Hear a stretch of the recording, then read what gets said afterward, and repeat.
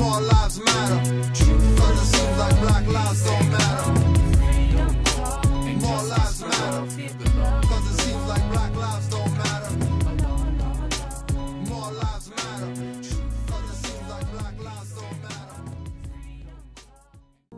White supremacy don't put us in groups. You follow what I'm saying? Just because you go into the courtroom with a fez on your head don't mean you're going to come out victorious.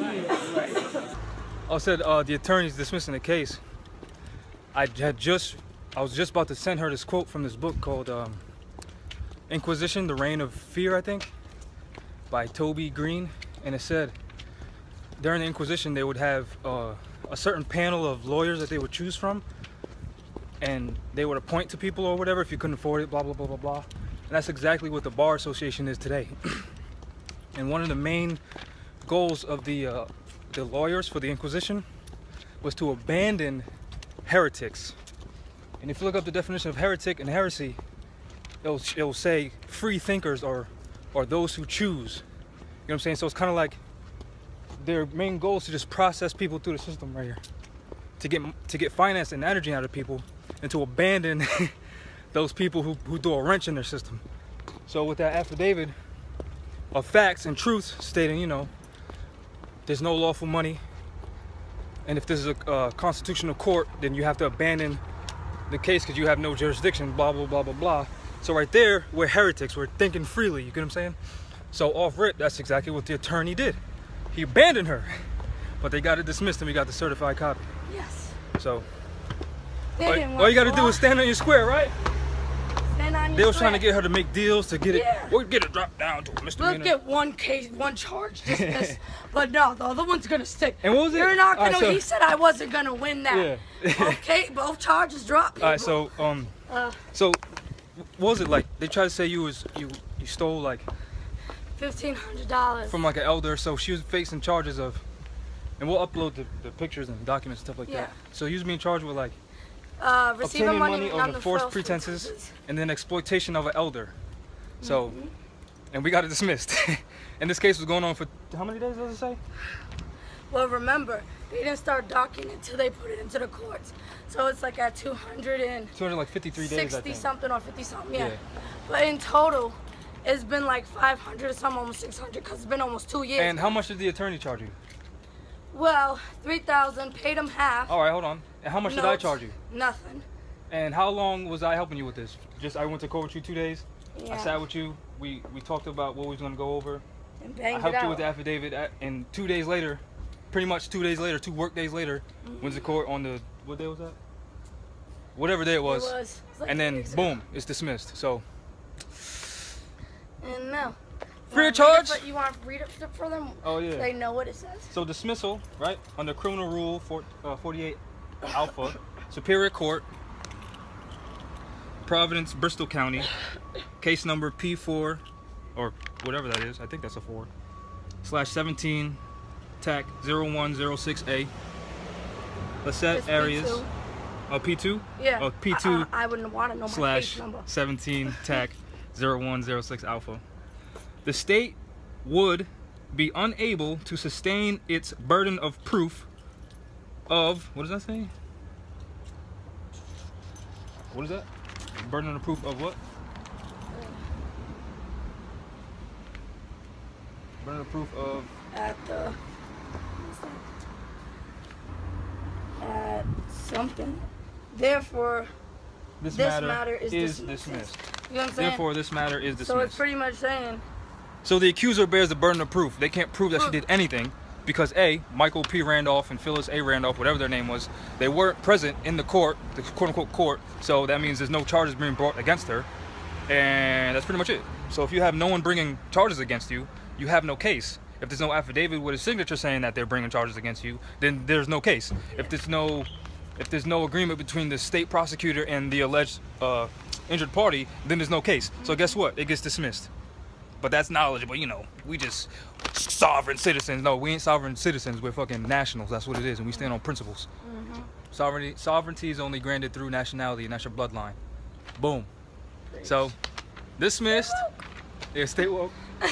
They were I don't even need to go into nothing else. It's dismissed. Yes, exactly. Well, if you wasn't listening to the last 4 videos we posted 3 weeks ago, y'all ain't hip. But if y'all know and y'all been following us, you know what time we on. So just know, for the record, guys, I ain't make this shit up. Dismissed. And they got the little stamp. You know how, like, the impression, so you can feel it? I don't know if you can tell, but there's like the corporate state of Rhode Island seal on it with the anchor and blah, blah, blah, blah, blah, but we'll upload it. So, peace. Study, study, study. If you'd ask me what to study next, I'll say study yourselves.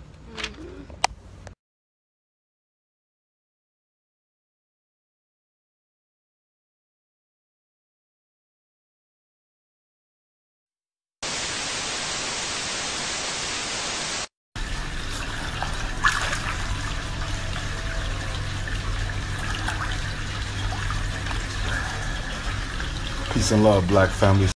Black tells you how you look, but it don't tell you who you are. Right. The name of a people must relate them instantaneously to land, history, and culture.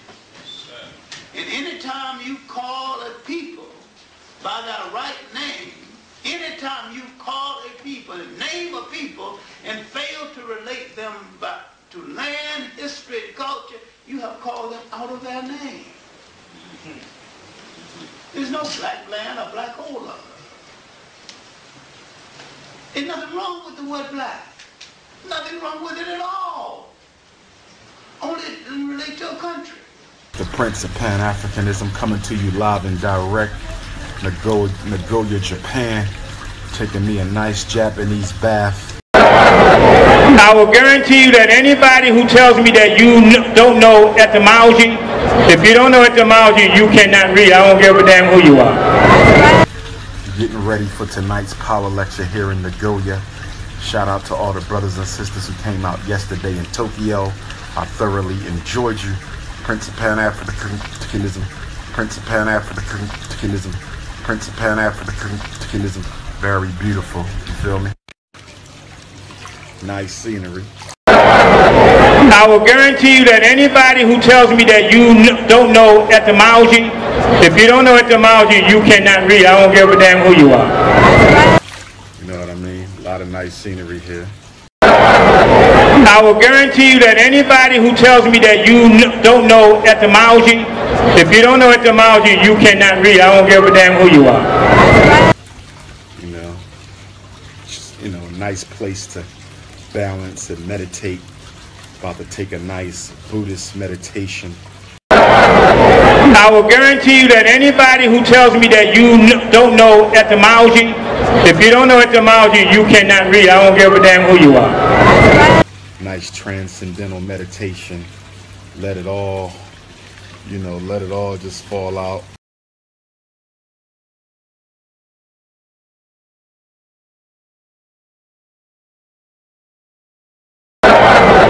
I will guarantee you that anybody who tells me that you don't know etymology, if you don't know etymology, you cannot read. I don't give a damn who you are.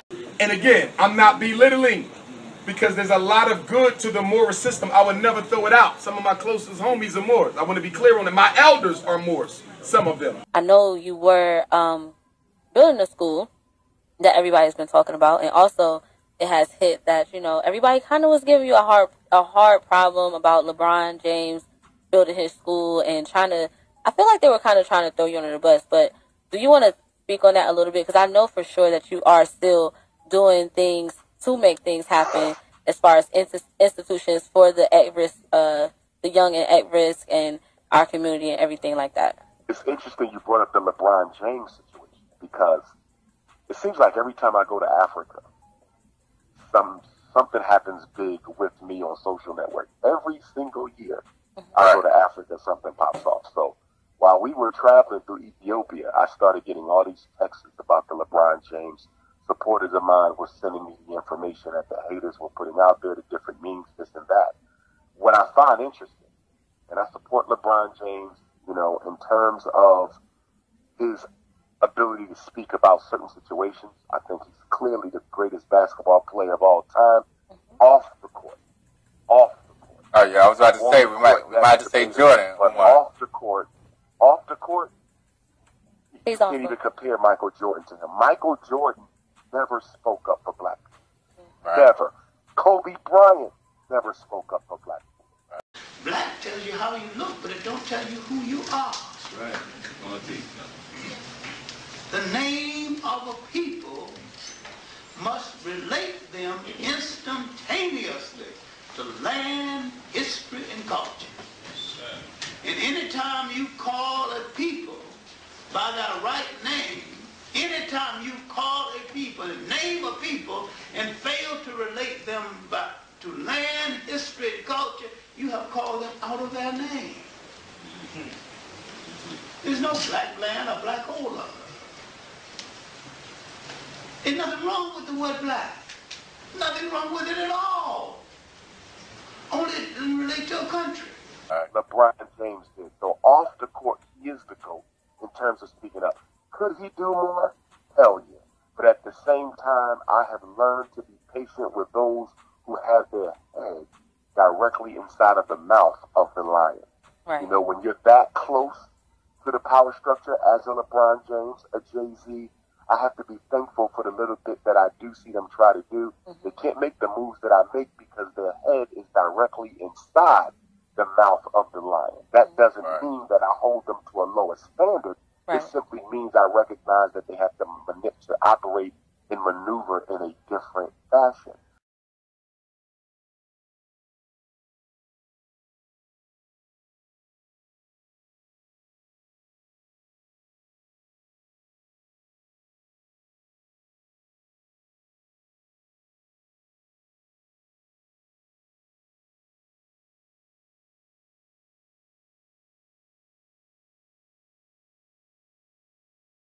Now, I think one of the biggest myths about this whole LeBron James campaign is LeBron James did not open a school.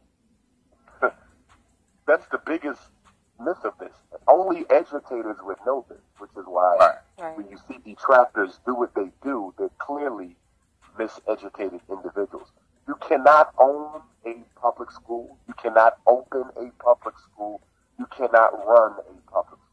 The only entity that owns a public school is the state. Facts. Nearly 3 million students in the U.S. attend charter schools in 42 states and the District of Columbia, about 6% of all public school students nationwide. But in more than a dozen cities, at least 30% of the students attend charters.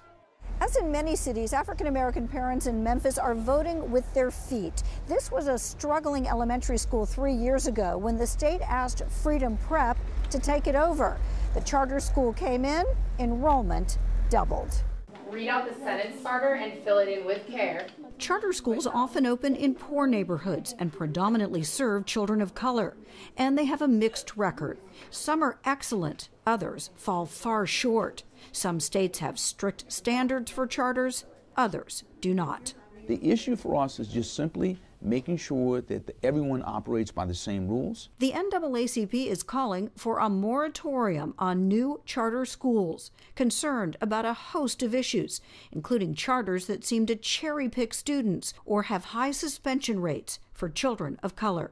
The group wants reforms. Make sure kids aren't being suspended or expelled unfairly. Make sure you have standards of accountability and transparency.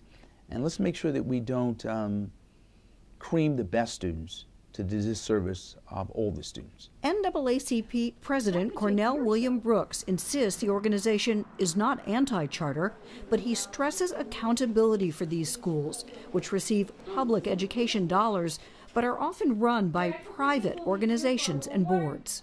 If we think that setting up a system without standards, like an educational Wild Wild West, is going to save public education, by public education I mean education for all children, we're sadly mistaken. Do you think there is a schism, a break in the black community over this? I know it is. Sarah Carpenter believes in charter schools and worries that the NAACP is out of touch. Most of these people live in suburban areas. They look like me, but they're not connected to me. Carpenter lives in North Memphis, an area of high poverty with both traditional and charter schools. She sent her oldest granddaughter to a charter more than a decade ago, inspired by the school's focus on college. It changed my life because they made our kids believe that they could do this, you know. And growing up in this neighborhood, my mom didn't talk about college. Carpenter's granddaughter did go on to college, and Carpenter now runs Memphis Lift, an education advocacy group for parents funded partly by groups that support charters.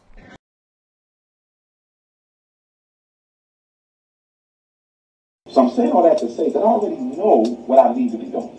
First of all, part of our fundraising money is already in a money market. I just met with my financial advisors yesterday, and we looked at different types of vehicles that are out there to grow my money. Excuse me, our money, grow my money. Excuse me, our money, grow my money. Excuse me, our money, grow my money. Excuse me, our money. The problem with many of the annuities and CDs that are out there and other investment vehicles, some of them are high risk. Many of them are not insured. Even the ones that are insured, if the insurance company bottoms up, you might not get paid. And most of them have a limited access clause where I won't be able to touch that money for a period between 3 years and 7 years. I want the school this year. I want the school next year. I can't afford to take that $500,000 and tie it up somewhere where I could even lose some of the principal on it, even if it is insured, because after $250,000, FDIC is not insuring it, no matter what the insurance company says. So how much money was raised? What the people gave? All kinds of people gave. How much was raised, and what's the status of that? $700,000, and the status is we're still looking for a school, and the status is my start date for FDMG will be 8/21/18, or if at all, it may be delayed to 8/21/19, which is the anniversary of the Nat Turner War. What we're doing with the money we've raised, which is approximately $700,000 as of today. As of today, okay, is we're going to get a regular day school. And we're going to start with a regular day school and expand and grow into the residential academy. You got to crawl before you can walk. Now, where is that money sitting right it's in now? a bank account called Frederick Douglass Marcus Garvey Academy. Right. So I really don't pay a lot of attention to people who just say things without any basis for them. When someone says we think he's stealing the money, based on what? But that follow-up question is never there. I've never once heard anybody say why they think he's stealing the money. I think some of that comes from the fact that if a lot of people had access to $700,000, they probably would be stealing the money. But when you have 6 degrees, when you are the most requested black scholar on the planet, okay, when you are a successful school psychologist and a successful author, you don't have to steal money from an effort to build a school for our children. They look like me, but they're not connected to me. Carpenter lives in North Memphis, an area of high poverty with both traditional and charter schools. She sent her oldest granddaughter to a charter more than a decade ago, inspired by the school's focus on college. It changed my life because they made our kids believe that they could do this, you know. And growing up in this neighborhood, my mom didn't talk about college. Carpenter's granddaughter did go on to college, and Carpenter now runs Memphis Lift, an education advocacy group for parents funded partly by groups that support charters. Right. Now, when I first heard about it, I said, okay, LeBron opened up an independent school, or LeBron opened up a private school. But when I finally saw the information, and it's the Akron public school, I said, okay, this is not what people think it is. Right. It's no than Jalen Rose's charter school in Detroit. It's no different than Puff Daddy's charter school in New York. Charter schools are public schools, and public schools are public schools. LeBron James did not open up a school. What LeBron James did was give money to the Akron public school system so that they could create an alternative school for children who are having issues, I believe, in the 3rd and 4th or 4th and 5th grade. Okay? Now, if anyone thinks LeBron James owns that school, simply look at the teachers who are working in that school. The pictures are all over the internet, and most of the teachers in that school are white women. No different than the same white women who've been miseducating black boys for generations. Right. Now, if LeBron James owned the school, do you really think he would hire mostly white women to run the school and white men? No. Why aren't there more black people people than white people in that school.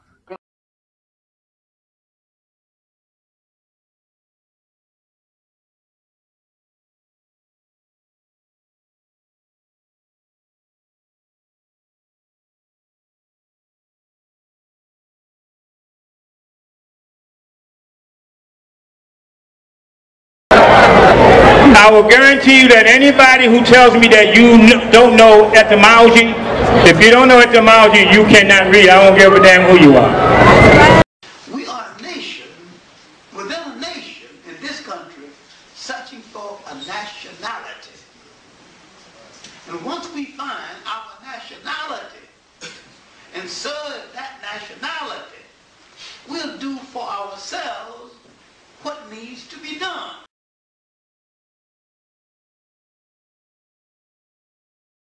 All ethnic groups in this country understand they got a nationality, because you answer to such stupid words like Negro and color and black. You have no nationality. More lives matter.